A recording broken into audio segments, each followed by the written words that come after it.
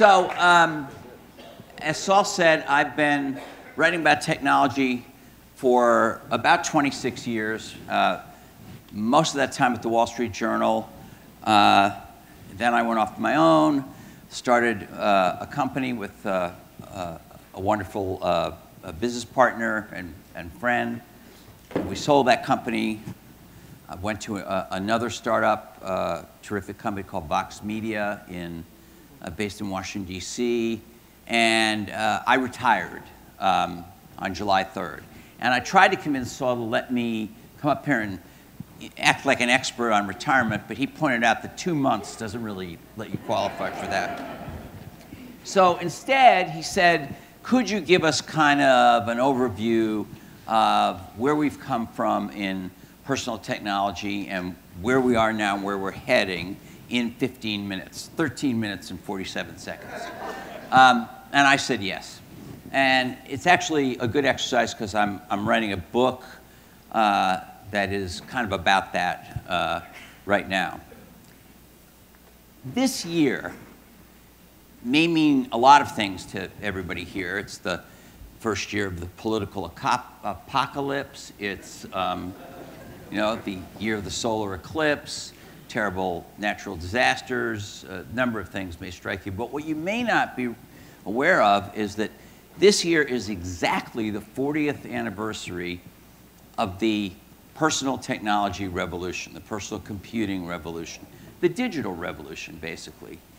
Because in 1977, the first mass market PCs came out. And I have to use mass market in quotes because you still had to know a certain amount to use them. And the most successful of those was the Apple II. And that was the start of the Steve Jobs and Steve Wozniak story, which goes right through the $1,000 iPhone yesterday.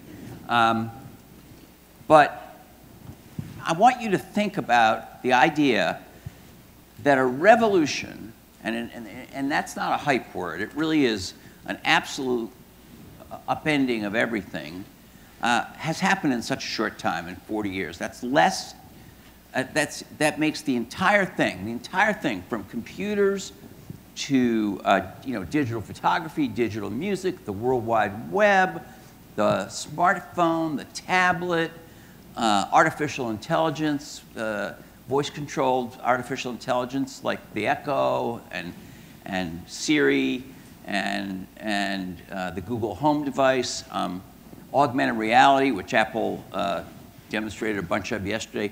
All of that is younger than Starbucks. It's younger than Disneyland. And it's often compared, I think accurately, to things like aviation and the railroads and aspects of the Industrial Revolution in terms of its transformative power. But the difference is the speed with which it has happened and the huge scope across all strata of society. I mean, you could be an entitled teenager in Beverly Hills, you could be a subsistence farmer in Kenya, and right now you're using digital technology and the internet to get something done. I suspect the farmer in Kenya is probably not on Snapchat, but, and the kid in Beverly Hills is not looking to see what the market prices for crops are, but they're getting things done in their life digitally. So where are we and where are we headed? Well, there have been a number of big inflection points. The first one was the personal computer, and that lasted for a while. It took a while for personal computers to kind of democratize. As I said, they started in 1977. They really began to democratize in the 90s, but that was a huge thing. And if you remember, some of you may be too young, but most of you probably have some memory of, the first computer to come into your home. And that was a big deal. And it was a big box, and it was hard to use, and whatever. The next inflection point was the World Wide Web. And there's a lot of things I'm skipping. There's a lot of fascinating digital things in between. But big inflection point, World Wide Web. That was in the mid to late 90s with the introduction of the Netscape browser, and there were some other minor browsers, and then Microsoft took over the market, which, as you know, some of you know, led to an antitrust case and all that. But the web has been an enormous thing. And you know, now, and then we had mobile. Then we had the smartphone. 2007, the iPhone. This is why Apple's calling its new fancy iPhone the iPhone 10, because it's the 10th anniversary one. And of course, Android coming along about a little over a year after that. These are the big inflection points we've had so far, but what are the big inflection points next? And I want to talk about what I call ambient computing. I think that's where we're going next. And it doesn't matter to me whether you think technology is important or whether you think it's not going to solve the Taco Bell or the healthcare problem, and I agree with much of what Len said earlier. It's a mistake to think technology by itself is going to solve something. What do I mean by ambient computing? So how many people here have an Amazon Echo? That's quite a lot. Or a Google Home? One. There's the Google. Do you have Google stock? I mean, you have both of them. All right. So you're totally confused in your house.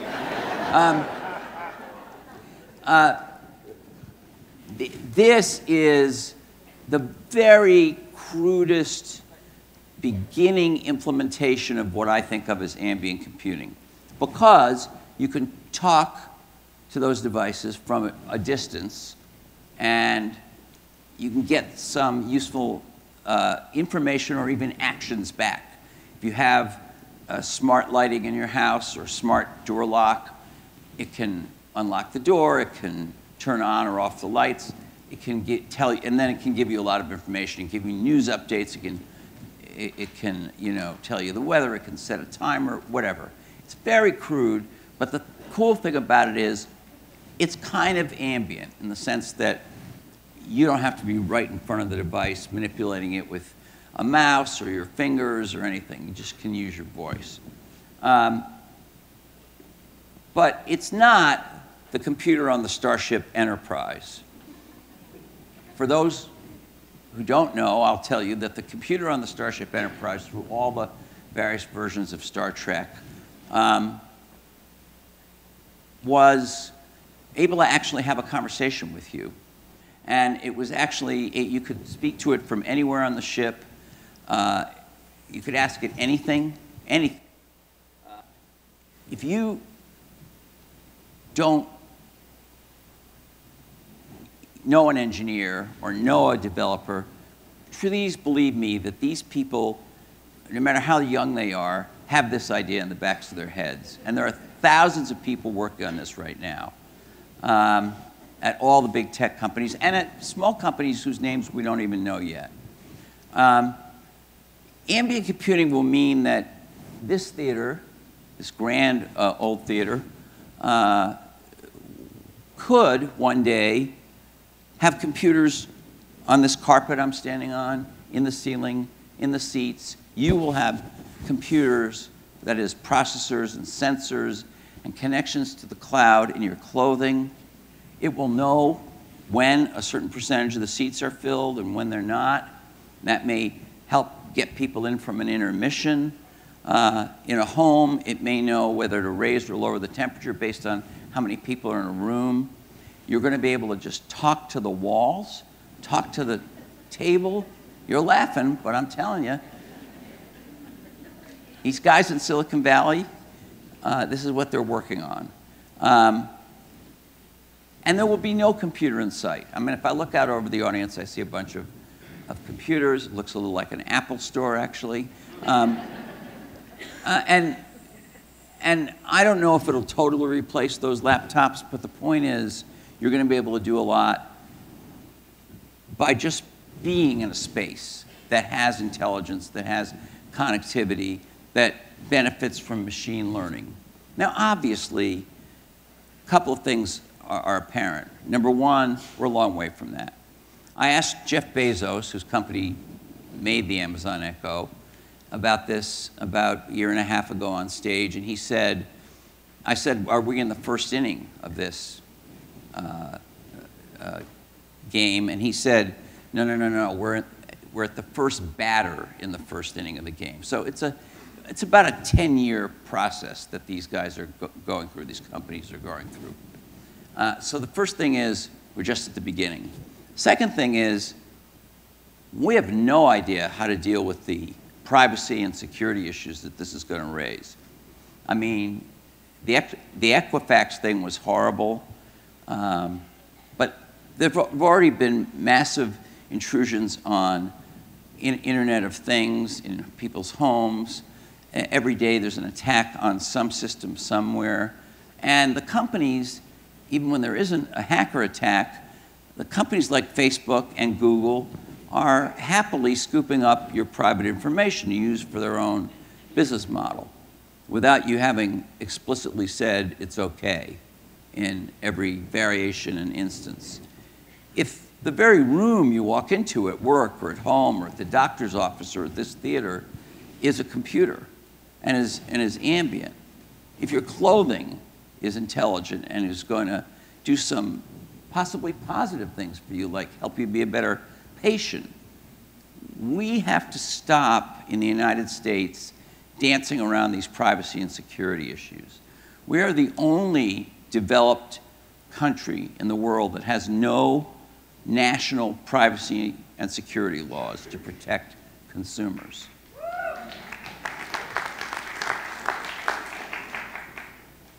We're also the only country in the world that doesn't have single-payer health insurance, and that may be more important, I don't know. But this is also very important, particularly because all of the leadership on this is coming out of the United States. And we also have an increasing urgent need for these kinds of laws, not only because of the trends I'm describing, but because of the consolidation of power in the tech industry among what are often called the Gang of Five companies, Amazon, Apple, Google, Facebook, Microsoft. Some people throw Netflix in, but I don't really think it's on the same scale as those guys. These are platform companies that people like Netflix build their products to run on. And there is no real regulation. In fact, it was considered a holy tenet of the free market for many years. Don't regulate anything to do with the internet. Don't touch these guys. Well, they have accumulated a lot of power. And this thing I'm describing to you, this ambient computing, is just going to, I think, make it more urgent that we find the balance that allows them to continue to pursue these things, including autonomous driving, which is another part of ambient computing, at the same time putting into place some reasonable guardrails to protect us. So, thanks.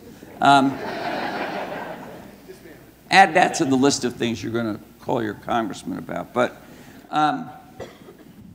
so technology doesn't rest, it moves on,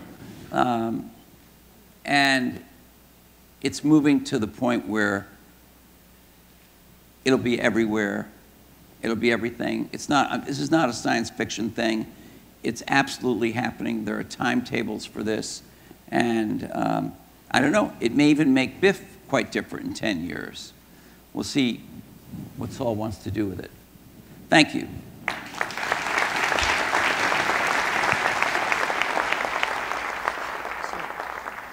Stay with me for just 1 second here. First of all, I'm pretty sure, knowing Kurt Columbus, this will not be the first theater to have ambient computing installed in it, knowing Kurt and how he thinks about it.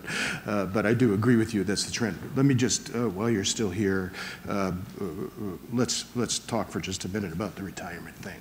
right? So I've been watching you, and when you first put out there that you were retiring, I mean, you've had a retirement. It's like you're a Red Sox fan, so I can use the example of the David Ortiz, Big Papi farewell tour season, right? That big, but it was a retirement tour. No. But congratulations for that. I think it's incredible. Just give me a minute on like what's next. You said you're writing a book. Like, what are you going to do? Oh, okay. Well, I'm writing a book.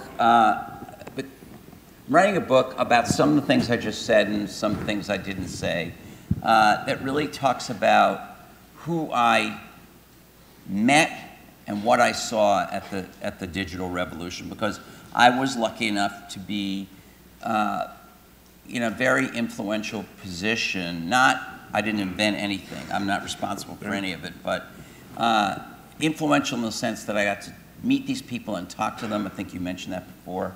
And see the products often first. And so I have a lot of thoughts and ideas and stories and things to tell, and that's what the book will be about. And by the way, it will have this ambient computing stuff in it. So the book isn't, I don't even have a publisher yet, but there's your plug for the book. I'd love to have a slide with it, but I don't. And then the other thing that I can't stress enough is I'm on the board of an organization called the News Literacy Project. Thank you for giving me the chance to talk about this for a minute. So you all know about the fake news controversy. It's very real, but it goes way beyond just purely hoaxes written by kids in Macedonia. It goes to the whole question of, do young people understand how to evaluate what they read? And the answer, I think, is they don't. We don't have civics anymore in schools. Because of the social media, my friend Saul, this wouldn't happen, but I'll just use this as an example. So Saul's my friend and I trust him.